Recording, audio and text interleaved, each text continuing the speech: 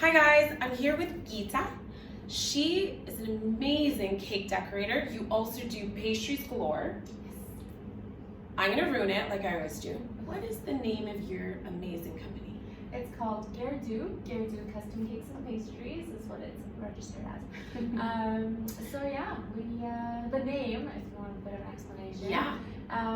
I wanted something that began with a G, but I also didn't want my own name. It was a little bit cliche. So in my own language, originally Iranian, Guerdo means walnuts. And it's something we actually cook a lot with in our kitchen. So it just kind of made sense. We wanted a name that was just a name for people here. It wasn't a specific like cakes by so-and-so. Yeah. So yeah, that's how it happened. I love it. Even though I can't say it, love it. There you go. Okay, so you guys just moved here. What is your new location? Super fresh. Just That's within okay. the last couple days. The location is in Thornhill, 57 Glen Cameron Road. We're Unit 7.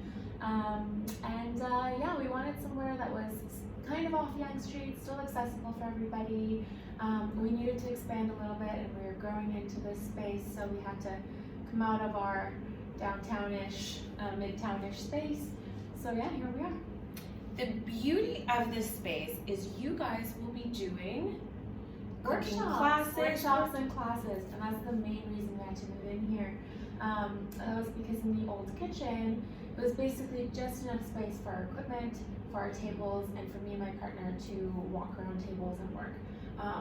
So with the orders coming in, we needed a larger fridge, a larger freezer, more tables, and the launch of the workshops really requires more space. So now we have over 1,000 square feet where clients can come in, stand around tables, watch us work, and have space to do it themselves.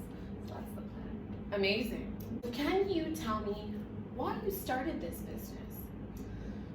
Oh, long story. I've always loved baking, and there are photos of me at like 3-4 years old, covered in flour and just playing with dough. And my mom was always super active in the kitchen, and I was always just watching.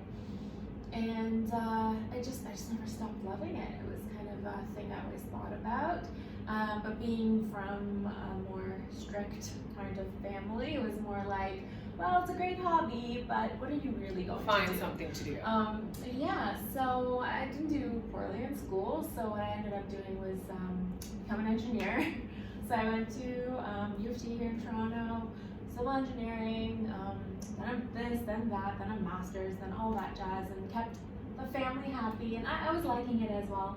But all throughout those years, every summer break I got, or every chance I got after work, even once I started working as an engineer, I was in cooking schools.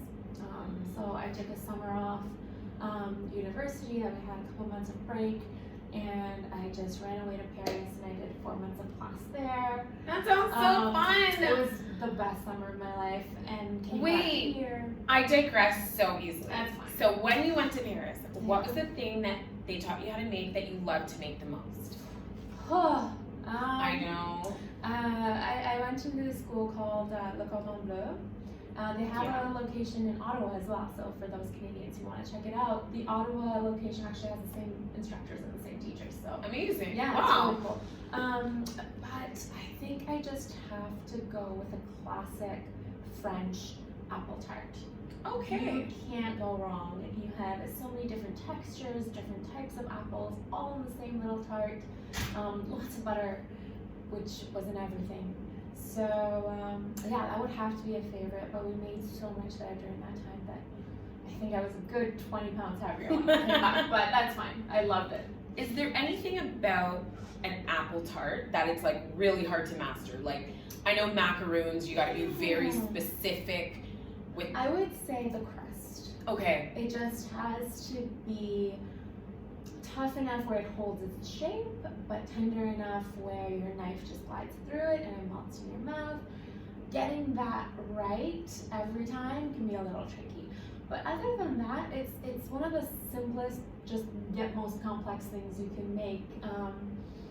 but the result is just so worth it. So for me, it has to have the cubed apples at the base with the caramel sauce, Okay. and then the sliced thin apples right on top, making that signature French rose.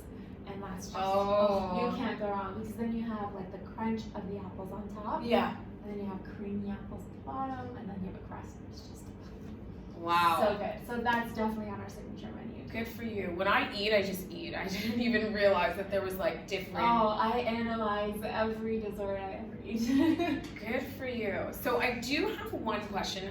Honestly, whenever I interview someone related to food, we go off on like a tangent about food. I have a question. So when I was a kid, I used to work at a cooking school. Oh. Okay. And I loved it. It was one of my favorite childhood jobs. We used to make pastries. Yes. And when we did, like, mind you, this cooking school is like teaching little kids how to cook. So it wasn't like, oh, we're making eclairs or anything like that. We are making a crust to put in the oven and do something with it. So the woman who taught me, she is amazing. I just want to know whether, like, would they do this in France, which I think it's no, but. So whenever we were making tarts, she would always say, freeze the butter and grate it. Is that right? People do that. Okay. I didn't see it in the class I took in France. That wasn't their technique. Yeah. The technique was to use cold butter right out of the fridge. We wouldn't grate it. We would just chop it into small cubes and work it into the pastry. And the reason for that, just like a croissant pastry where you use cold butter and you work it into layers and layers and layers, is that when that butter goes in the oven and starts to melt, the moisture from it creates air bubbles, air pockets. And the more teeny tiny air pockets you have, the flakier your pastry is going to become. So that's the reason for cold butter. Freezing it, I guess, gives you a longer time frame to work with it. Yeah. So maybe kids are taking their time. That's true That's too. why she froze it. But ultimately, cold butter is the best for pastries. Perfect. Yeah, so she's on the right track. Good. I don't even know how to pick up where I rudely interrupted you. No worries. So you went to school, you went away to cooking school, every chance you got, you were cooking. What happened was, Sorry. No worries. I kept going to these schools and I picked up more and more and more. And I was baking here and there for friends and for family. I was experimenting more with designs, just all out of my own curiosity. Yeah. And then it was really strange. I can't even pinpoint when I said I'm gonna do this. Oh. It just kind of, it happened. I think what helped launch me kind of going for it was a lot of friends who had tasted my food or who'd ordered things. They said, why aren't you doing this? Why aren't you pursuing this? Why? And like, we're looking for this at a store because you're not always available and we can't find this specific thing. Or and then it just kind of made me think about it a little bit. And I actually also had a few close friends who had started their own businesses, all women, all around my age, like still in their 20s, very inspiring people around me. My own father started his own business years ago, and I saw him work for what he loved. It was always kind of in the back of my mind. And then, honestly, with Instagram, I just said, I'll open a page, I'll register a name just so I have the name, and maybe, I was thinking, well, like 10 years down the line, I'll do it. I'll just have the name. And I posted something here and there, and it took off little by little, and people, like random strangers were inquiring for orders. And I'm like, no, this could be a thing. And it stayed kind of a little side hustle, and I work full time, get home at around 6, work on orders until around 11, knock out and repeat the next day, which had its challenges. For sure. Yeah, got my home kitchen certified, all that. Because there's only so long you can go in that trend. Yeah, and that was over a year of that, almost 2 years of doing that. And then it reached a point a couple months ago that I'm just like, okay, this this is it. Yeah. It's either I dive in now, or I don't do it. Life doesn't get less complicated; it just gets more and more complicated. Right. And a few unfortunate things happened in the family, like a few tragedies that kind of made me sit back and think, like, life is short. You're okay. So why not? I never want to have that, like, what if. Yeah. Should I have? Of course, I had a reliable, comfortable job that I was good at and I kind of liked, but I didn't love. Yeah. So then I'm like, now that I kind of have this passion and people are asking for the product, then worst case, it won't work out and I'll go back to it. But so far it's been promising. Amazing. Yeah. It's like striking when the iron's hot. Yeah, it was just kind of, I'll either do it now or I'll keep thinking about it. So I dove in. So we talked a little bit about your childhood. Your mom was always in the kitchen. As a child, was it always baking? Like never cooking? Yeah, baking it was for something? me. My mom was a great cook, always. And I would watch her and I would admire it. But I gave it a shot here and there. But for me, it just never clicked. I love to cook for myself and for friends. But baking for me always had this ooh and awe factor. When the final product was done and you put it on the table, something people enjoyed and admired and looked at, and then it was an indulgence. Waited for, Yeah, it was something easy to gift. And for me, food was like, you put on the table, in our family at least, was like, no, I'm done in 20 minutes and let's move on. But I don't know, it just didn't click for me as much as baking did. Yeah. But my partner working with me now actually is a fantastic cook for savory food, so we're hoping to kind of add finger food to our menu down the line. But that'll be all her, and I'll admire from afar. I'll help if she needs me, that's about it. Good for you. Yeah. So was there something that you knew as a kid that you're like, I want to be this? No, I didn't have that moment of like, this is what I'm going to be. I knew like medicine was never a thing because I'm queasy and the sight of blood freaks me out. So that was always vetoed. My father works in construction, retired now. So I would watch, I would visit his office and I would watch and I would look at the things he does and it fascinated me. I thought about architecture a little bit, but I was still not, my artistic side wasn't there yet as much for me to trust it. So then that's how the whole construction and engineering thing happened. But it was gradual. It wasn't a moment of like, I'm going to build or I'm going to do this. It just kind of happened organically, slowly, and it was a safe bet. It was more of a logical choice than a passionate choice. Yeah. But I don't regret it. Everything happens for a reason. Yeah, it gave me the confidence to actually do this, I feel, because I am cautious in everything I do. So in the back of my head, it's my security blanket. I can always go back, hopefully I never do. But yeah, it was a chapter, and now we're here. So how long have you been doing this?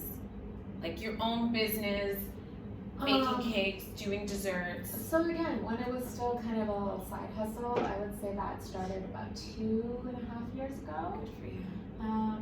Full-time, a couple months. Wow. Yeah, I was without the help of others, it wouldn't have gotten here while I was still full-time working. But it took me a little time to pull that trigger and say goodbye to that security. And I'm still nervous about it every day because it was a very safe situation I had going on. But I couldn't take this as far as I needed to go now, and I was saying no to a lot of good opportunities simply because I didn't have time. Yeah.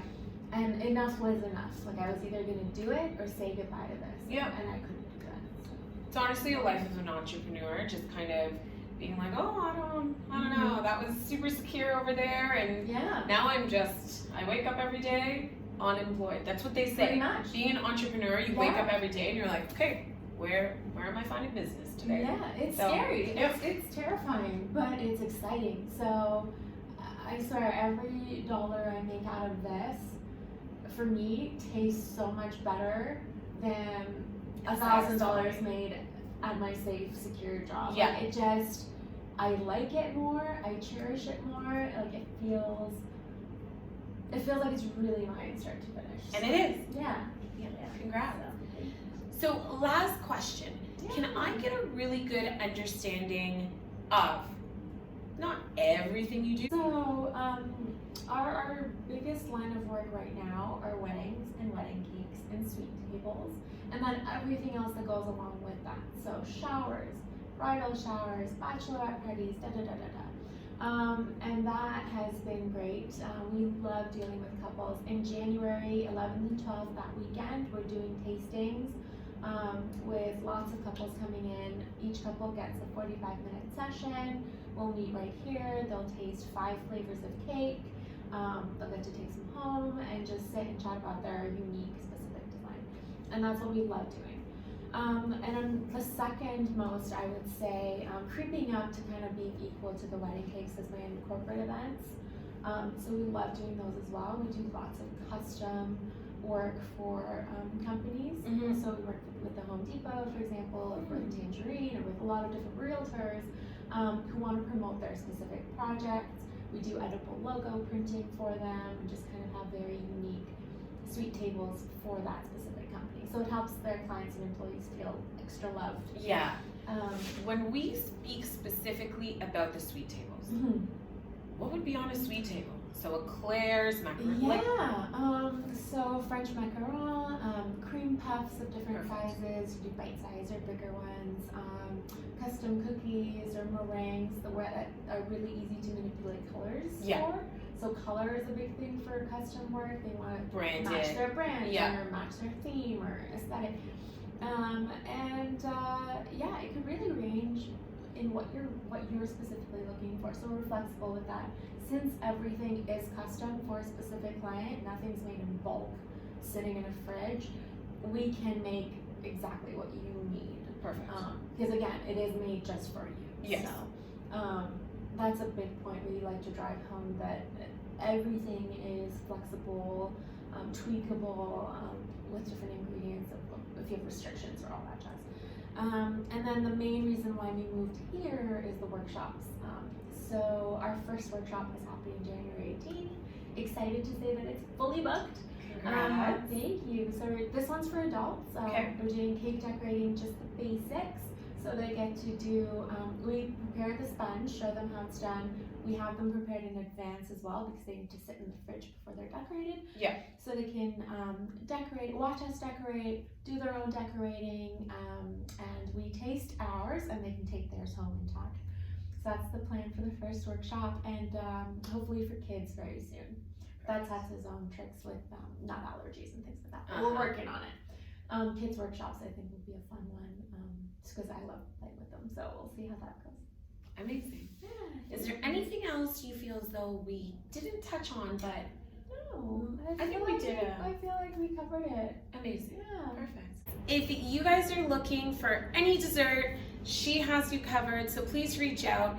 As always, thank you so much for supporting local. Always like, comment, and share. Thank you.